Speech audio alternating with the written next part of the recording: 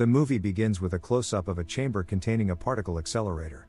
Scientists at CERN, led by Dr. Vittoria Vetra, are conducting groundbreaking experiments to create antimatter, a highly volatile substance capable of producing immense energy. As the process begins, the tension is palpable, with the camera capturing the complex machinery and the scientists' anxious expressions. After successfully producing a small amount of antimatter, it is carefully stored in a canister suspended in a magnetic field. Dr. Vetra and her colleagues celebrate their achievement, recognizing its potential to revolutionize energy production. However, their celebration is short-lived.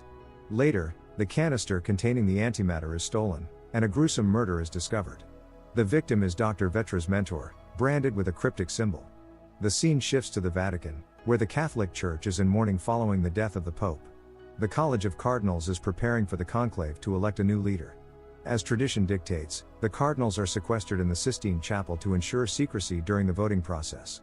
The mood is somber and tense, with scenes of cardinals in their ceremonial robes walking through the Vatican's grand halls.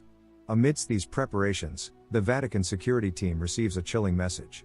A shadowy group claiming to be the Illuminati, a secret society thought to have been disbanded centuries ago, takes responsibility for the theft of the antimatter.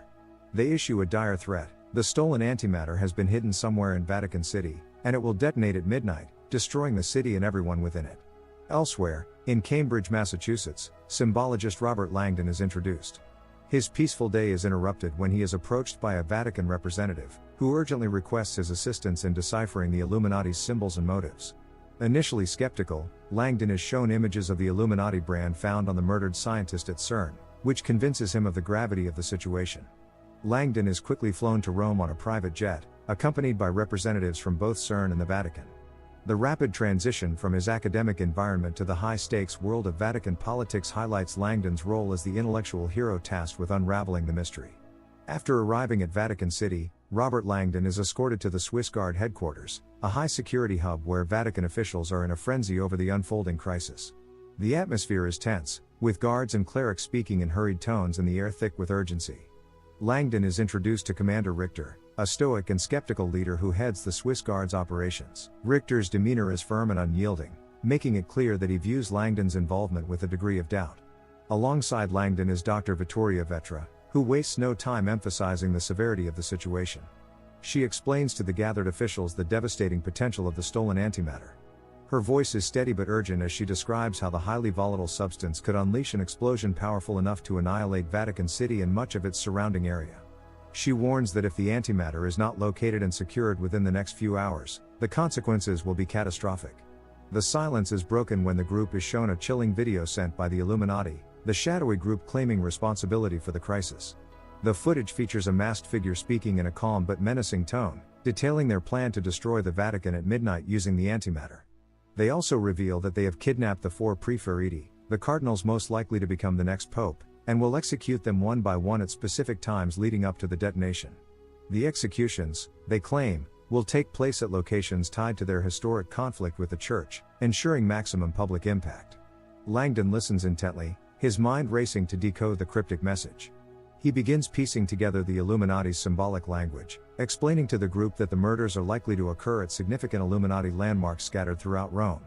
Recognizing the need for historical context, Langdon requests access to the Vatican archives, believing that ancient documents might hold clues to the Illuminati's plans. He is granted an audience with the Camerlengo, Father Patrick McKenna, who is temporarily acting as the Pope's deputy during the Sede Vacante period. The Camerlengo, a young and devout priest, listens to Langdon's request with a calm but discerning gaze. He understands the gravity of the situation and privately agrees to grant Langdon access to the archives, despite the secrecy surrounding them. The Camerlengo's decision is not without risk, as the archives are one of the most secure and sacred areas of the Vatican. Langdon, Vetra, and Commander Olivetti are escorted to the archives under strict supervision. The weight of the task ahead presses heavily on them as they prepare to delve into centuries-old texts in a race against time. The Vatican archives are an awe-inspiring sight, a labyrinth of ancient manuscripts, books, and artifacts housed in temperature-controlled chambers. Langdon wastes no time and heads straight for the Diagramma della Verità, an ancient text rumored to contain hidden Illuminati secrets. As he flips through its pages, he is struck by the presence of a symbol linked to the Illuminati, which puzzles him given the text's age. Vetra, ever the pragmatist, grows impatient with the slow pace of their search. She abruptly tears out the relevant page, urging Langdon to move faster. Time is slipping away, and the stakes are too high for hesitation. As they exit the archives, Langdon studies the page, deciphering a hidden message that points them to the oldest church in Rome. They deduce that this location could be the site of the Illuminati's first execution. Alerting the Roman police, they coordinate a response team to investigate the area. However, Commander Richter remains skeptical, dismissing Langdon's theories as speculative. The team arrives at the ancient church, its shadowy and foreboding interior steeped in history. Langdon and Vetra enter cautiously, their senses heightened as they search for signs of Illuminati activity. Inside, they discover Raphael's tomb, a location historically tied to the Illuminati. However, they quickly realize that the tomb was relocated in 1759. Langdon and Vetra brainstorm, piecing together fragments of historical knowledge. They consult a local historian, who informs them that Raphael's original tomb is in the Pantheon in Rome. Langdon relays this information to Richter, but the commander remains dismissive, growing increasingly frustrated with what he perceives as Langdon's guesswork. Undeterred, Langdon and the team press on, following the trail to Piazza del Popolo, a location tied to the next clue. They arrive just as the clock strikes 8 p.m., the time the Illuminati promised to execute their first victim. The group enters the church, their nerves on edge as they search for any sign of the Illuminati. Langdon's sharp eyes catch a hidden door, and he cautiously opens it. What they find inside is horrifying: the decapitated body of one of the Preferiti, his lifeless form desecrated and being gnawed on by rats. After the horrifying discovery of the decapitated cardinal's body, Langdon wastes no time analyzing the next clue. He deciphers a hidden message from the Illuminati's cryptic writings, pointing to the next murder site, which is connected to the element of air. Langdon quickly requests a detailed map of Vatican City and its surrounding areas to identify potential locations that align with the clue. He climbs to the top of a nearby building for a better vantage point. From his elevated position, he spots a church in the distance that matches the description. He deduces that it must be the next target. As the group drives toward the church, Langdon examines the map and discovers a network of old underground railways that once connected various churches in Rome. This revelation adds another layer to their investigation, suggesting that the Illuminati may be using these hidden routes to evade detection. The group arrives at St. Peter's Square, where a massive crowd has gathered to witness the election of the new pope. The square is alive with anticipation, and media personnel are swarming the area, capturing the historic moment. Langdon's focus, however, remains on finding the angel sculpture that holds the next clue. He notices ancient inscriptions and images etched into the ground and begins searching for depictions related to the air element. As Langdon and Vittoria scour the square, they come across a drawing that matches the description. Just as they make the discovery, chaos erupts in the crowd. A fight breaks out, drawing everyone's attention. In the commotion, Langdon spots another cardinal in the center of the crowd, bleeding profusely. The Illuminati's second execution has occurred in plain sight, fulfilling their grim promise. Langdon is escorted back to the Vatican archives, hoping to uncover something he might have missed earlier. He dives into ancient texts and artwork, searching for patterns or references to the Illuminati's plan. One particular book catches his eye, containing information about fire, a key element in the Illuminati's symbolism. As Langdon works, the lights suddenly go out, plunging the room into darkness. The air system in the archives is abruptly shut off, causing the oxygen levels to drop rapidly. Langdon and the accompanying guards struggle to breathe, their panic mounting as they realize they are trapped. Desperate, Langdon topples a heavy shelf against the reinforced glass window, attempting to break it. The first attempt fails, but with no other options, Langdon fires a gun at the glass and uses the shelf again. This time, the window shatters just as they are on the brink of suffocation. Gasping for air, they escape the room, but Langdon now realizes the Illuminati's reach has infiltrated even the most secure areas of the Vatican. Later, Langdon is picked up by Commander Olivetti, and they head to Santa Maria della Vittoria, believing it to be the site of the next murder. When they arrive, they find the third cardinal bound and suspended over a fire, his screams echoing through the sacred space. The Illuminati's mark is branded onto his chest, a cruel signature of their deeds. As Langdon and the team attempt to rescue the cardinal, an assassin emerges from the shadows. He systematically eliminates the security detail, including Olivetti, leaving Langdon defenseless. Langdon manages to evade detection and escapes through an underground chamber, stumbling upon a grisly scene of human remains, another testament to the Illuminati's dark history. When firefighters and police arrive to extinguish the flames, they hear Langdon's cries for help and pull him from the chamber, shaken but alive. Elsewhere, Father Patrick McKenna, the Camerlengo, urgently requests a meeting with the College of Cardinals. He informs them of the Illuminati's murders and their plan to destroy Vatican City with the antimatter.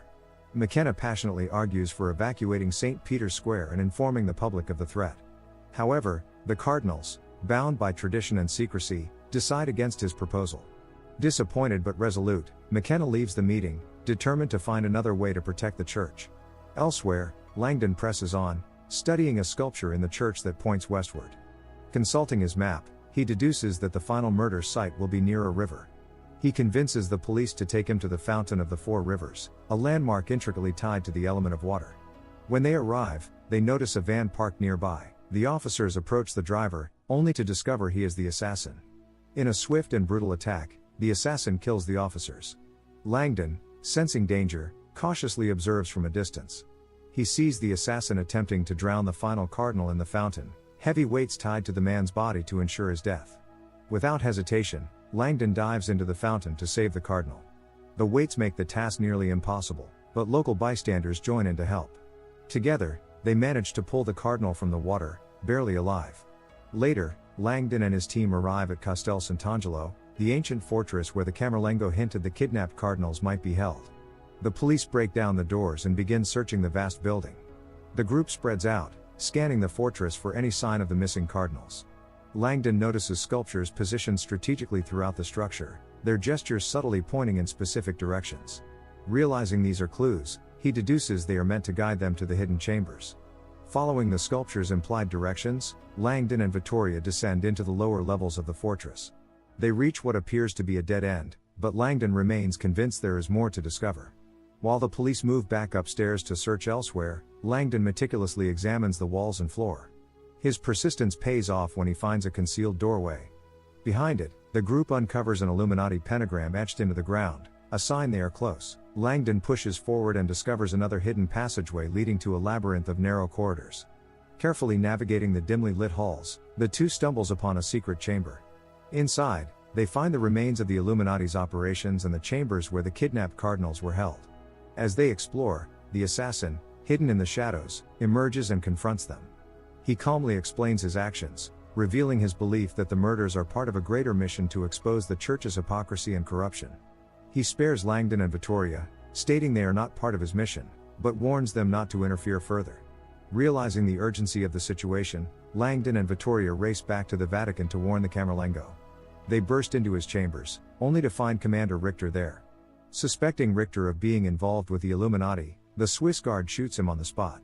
As Richter falls, Langdon notices a key clutched in his hand.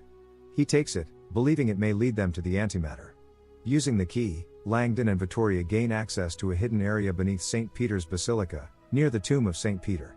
There, they find the antimatter canister suspended in a containment field. Vittoria examines the device and determines that the failsafe timer is almost depleted, making it impossible to defuse. With only minutes remaining before the antimatter explodes, Camerlengo makes a bold decision. He takes the canister, boards a helicopter, and ascends high above Vatican City. As the helicopter climbs above the clouds, the antimatter detonates in a massive explosion, creating a brilliant burst of light and a shockwave that throws everyone in St. Peter's Square off their feet. Moments later, Camerlengo parachutes down to the square, landing amidst the stunned crowd. The people erupt into cheers, hailing him as a hero who risked his life to save the Vatican. Despite the apparent resolution, Vittoria senses something is amiss. She searches through Richter's belongings and discovers his journal. Using the key Langdon retrieved, they unlock his computer and find security footage from the past 24 hours. The footage reveals a shocking truth: Camerlengo orchestrated the entire plot. He masterminded the murders of the cardinals and the antimatter threat to position himself as the church's savior.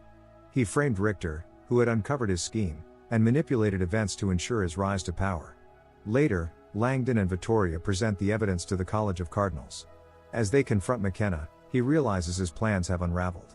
Cornered and unable to face the consequences of his actions, McKenna sets himself on fire in a dramatic act of self-immolation, ending his life. To preserve the church's image, the Vatican announces that Camerlengo died heroically from injuries sustained during the antimatter explosion. The truth about his betrayal is kept secret. In a private moment, the high priest thanks Langdon for his invaluable efforts and gifts him the Diagramma della Verità, an ancient text from the Vatican archives, as a token of gratitude. Make sure to like, comment and subscribe for more notifications. Until next time, see you soon.